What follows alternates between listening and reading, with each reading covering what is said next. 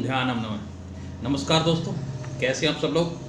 परम पिता परमात्मा हमेशा आपको खुश रखे, खुशहाल रखे। दोस्तों, आज का हमारा विषय बड़ा ज्ञानवर्धक है और इसलिए इस वीडियो को आप अंत तक जरूर देखिएगा। आपके काम की और ज्ञान की दोनों बातें हैं इसमें।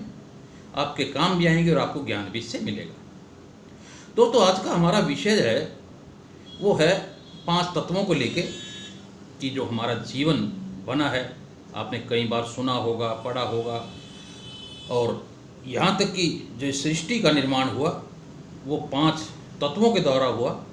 वो हैं जल, पृथ्वी, अग्नि, आकाश और वायु। आपने कई बार सुना होगा इस बारे में, मैंने भी कई बार बताया आपको। तो आज हम इसी विषय को लेके बात करेंगे कि इन 5 तत्वों का, जिनको 5 महाभूत भी कहते हैं, इनका हमारे जीवन में क्या असर है, इसको लेके हम बात करेंगे। देखिए दोस्तों, जब सृष्टि बनी, ब्रह्मांड बना, तो ऐसा कहते हैं विद्वान लोग, और जो मैंने जानकारी इकट्ठी की है कि 5 तत्वों से ही मिलके बना है। और ये 5 तत्व जो मैंने बताए आपको कि इनका हमारे जीवन के अंदर बड़ा विशेष महत्व है, क्योंकि इन्हीं के द्वारा हमारा जीवन ही नहीं बना, बल्कि पशु पक्षी, जीव जंतु, पेड़ पौधे और वनस्पतियाँ, औषधियाँ, ये सारी की सारी चीज़ें जो है इन 5 तत्वों से ही प्रभावित रहती हैं और इन्हीं का योगदान इनके अंदर रहता है। देखिए दोस्तों, 5 तत्व जो हैं ये हमारे जीवन के अंदर बैलेंस होने बहुत ज़्यादा ज़रूरी हैं, क्योंकि ये 5 तत्व हमारी 5 ज्ञानेंद्रियों पे भी असर डालते हैं, क्योंकि उनके ये स्वामी हैं। और उनका 5 तत्वों का बैलेंस होना, समझो हमारी 5 ज्ञानेंद्रियों का बैलेंस होना होता है। और ये 5 ज्ञानेंद्रियाँ क्या हैं, जिसमें हमारा नाक है, कान है, आँख है, त्वचा है, जीभ है। ये 5 हमारी ज्ञानेंद्रियाँ हैं और इन्हीं के स्वामी जो हैं ये 5 तत्व जो हैं, आकाश है, वायु है, अग्नि है, जल और आकाश, ये सारे इनके मालिक होते हैं।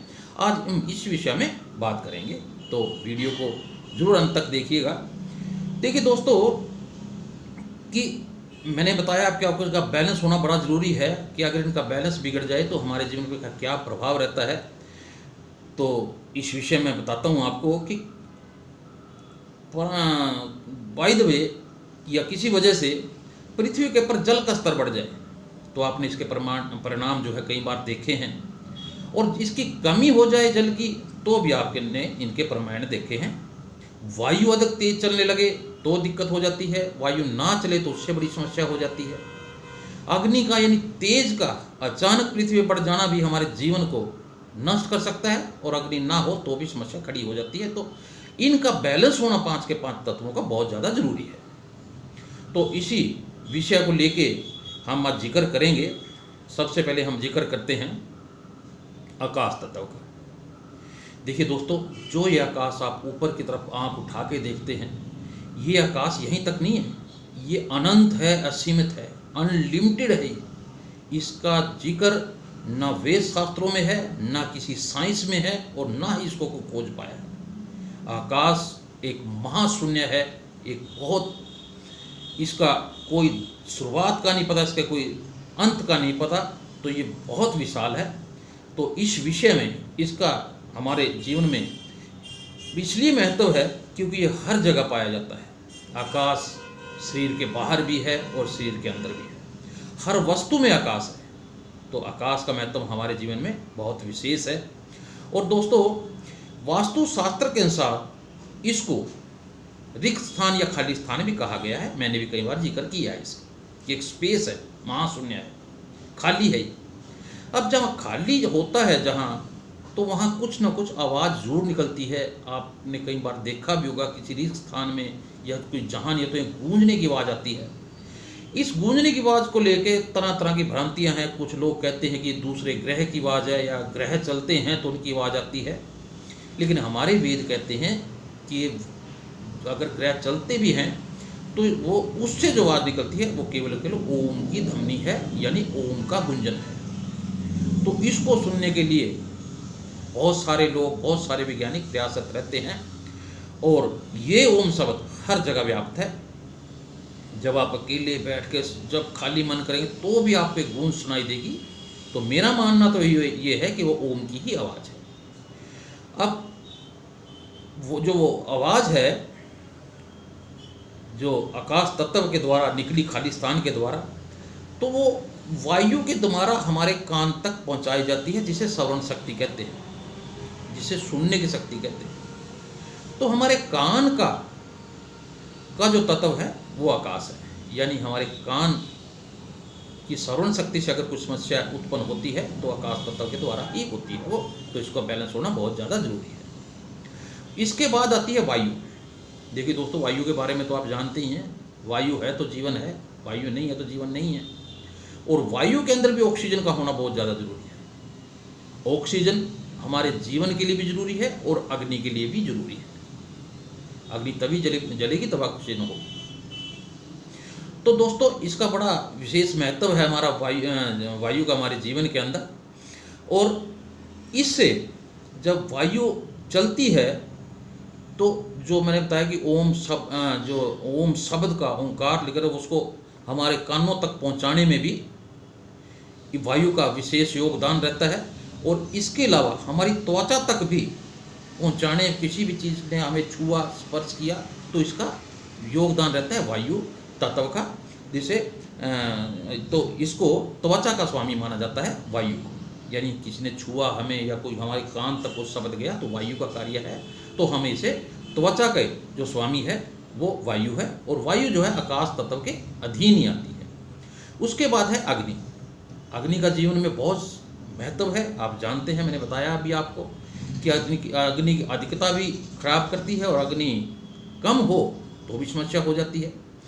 और अग्नि का दूसरा रूप है प्रकाश। अब प्रकाश है तो हमें दिखाई देता है, प्रकाश ना तो हमें कुछ दिखाई, अंधेरा ही होगा, फिर कुछ दिखाई नहीं देगा। और प्रकाश को देखने की शक्ति जो है वो हमारी आंखों में है। तो हमारी आंखों का यानी ज्ञानेंद्रियों में जो हमारी आंख है उसका सीधा संबंध अग्नि से है। दोस्तों, प्रकाश है तो हम देख सकते हैं, अगर प्रकाश ना होता तो हम कुछ भी ना देख सकते। तो अग्नि तत्व का बिगड़ना आँख के लिए समस्या खड़ी कर सकता है। तो इसका बैलेंस होना भी बहुत ज़्यादा जरूरी है। यानी अग्नि के आँख के रोग में अगर कुछ समस्या करता है तो अग्नि करता है। तो इसका बैलेंस होना बहुत ज़्यादा जरूरी है। उसके बाद हम जिक्र करते हैं जल का। देखिए दोस्तों, जल का भी बड़ा विशेष महत्व है। ये पांचों तत्व का मैंने बताया कि एक से एक बढ़ के विशेष महत्व है इनका। हमारे रक्त को संचालित करने में जल का बड़ा विशेष महत्व रहता है। और ये जल जो है वायु अग्नि के अधीन आता है और ये तीनों मिलके आकाश तत्व के अधीन आते हैं। अब अग्नि अपना अधीन आते हैं, जिसमें ताकि जल जो है रक्त उसको संचालित करता है। और हमने जल से को रस बना किसी वनस्पति से और हमने उसको पिया और उसको उसका जो स्वाद है, ये वो खट्टा है मीठा है, उसको बताने में हमारी ज्ञानेंद्रिय काम करती है जीभ। तो जीभ जो है जो जल तत्व के अधीन आती है। अगर जीभ का आपका मुंह का कोई टेस्ट बिगड़ जाए तो इसके अंदर जल तत्व का बिगड़ने को ही इसको माना जाता है हमारे आयुर्वेद के अंदर कि इसका जल तत्व खराब है। तो इसको बैलेंस करना भी बहुत ज़्यादा जरूरी है। और फिर आता है पृथ्वी तत्व। देखिए दोस्तों, हड्डियाँ और मांसपेशियाँ जो बनी हैं यानी ठोस जो हैं वो पृथ्वी तत्व से बनी है। और आपने सुना भी है, देखा भी है कि हमारा जब जीवन इस धरती से समाप्त हो जाता है तो ये 4 तत्व जो है धरती में यहीं रह जाते हैं और एक तत्व निकल के जिसे आत्मा कहते हैं वो आकाश की तरफ चला जाता है। तो पृथ्वी तत्व ठोस होने के कारण तो इसका संबंध हमारी मांसपेशी और हड्डियों से है।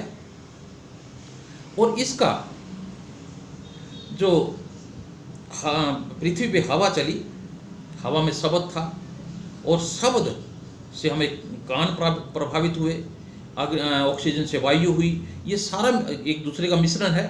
लेकिन जो पृथ्वी के अंदर एक गैस निकलती है जिसके द्वारा सबसे पहले गंध के बारे में पता लगा, वो पृथ्वी के द्वारा ही जो एक गैस निकली है, उस पर वनस्पति आई, उससे जो खुशबू आई और जो उसका आभास और एहसास कराया वो कराया हमारी नाक ने। तो नाक का, हमारी ज्ञानेंद्रिय नाक का जो तत्व है वो है पृथ्वी तत्व। अब पृथ्वी, जल, अग्नि और वायु, ये सारी की सारी दिन आती है आकाश की। तो दोस्तों ये हमारी इंद्रियों का और हमारे तत्वों का क्या मेल है वो मैंने आपको एक एक करके बताया। इसके अलावा भी थोड़ी जानकारी और देता हूँ आपको। एक हमारे शरीर में सुना होगा अपने आयुर्वेद में कि त्रिदोष, कि वे तीन जो है वात, कफ और पित्त, ये हमारे शरीर के स्वास्थ्य से जुड़ी होती है। वात यानी वायु, वायु का अधिक होना या कम होना या इसका इनबैलेंस होना, बैलेंस ना रहना हमारे लिए सांस में प्रॉब्लम खड़ी कर सकता है। तो इसका ये शरीर में और बहुत सारे विकार हो सकते हैं तो इनका बैलेंस होना बहुत ज़रूरी है। ऐसी कफ है, ये हमारा कफ जो है हमारे बलगम से संबंधित है, तो इसका बैलेंस रहना भी बहुत ज़्यादा ज़रूरी है। पित्त हमारा रस है जिससे हमारे शरीर को शक्ति मिलती है, तो उसका शरीर के अंदर बराबर मात्रा में जाना भी एक हमारे शरीर के बहुत ज़्यादा ज़रूरी है। तो ये बहुत सारे मैंने आपको उदाहरण के तौर पर बताया, आपको समझ में भी आए होंगे कि किस तत्व का किस इंद्रिय से क्या संबंध है और इनका त्रिदोष से क्या संबंध है। तो दोस्तों इनका बैलेंस होना बहुत ज़्यादा जरूरी है।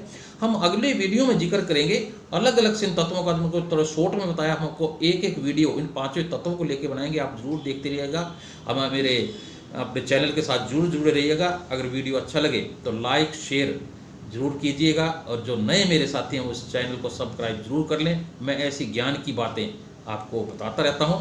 हाँ, बताने में कोई त्रुटि, कोई शब्द में त्रुटि है तो उसके लिए मैं माफ़ी भी चाहता हूं। आपका बहुत धन्यवाद, बहुत शुक्रिया। ओम ध्यानम नमः।